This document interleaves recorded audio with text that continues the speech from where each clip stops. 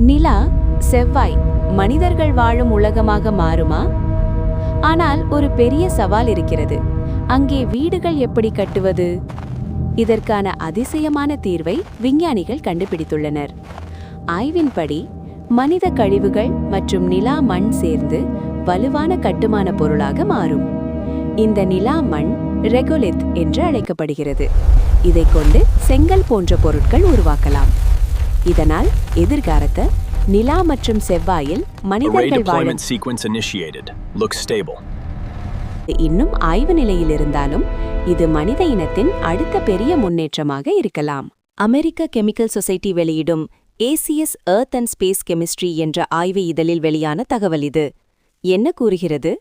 விண்வெளியில் இருக்கும் மண்ணில் ஸ்பேஸ் சாயில், லூனார் சாயில் போன்றவை மனிதர்கள் உயிர் வாழ தேவையான ஆக்சிஜன் போன்ற வளங்களை உருவாக்க முடியும் என்று கண்டுபிடிக்கப்பட்டுள்ளது.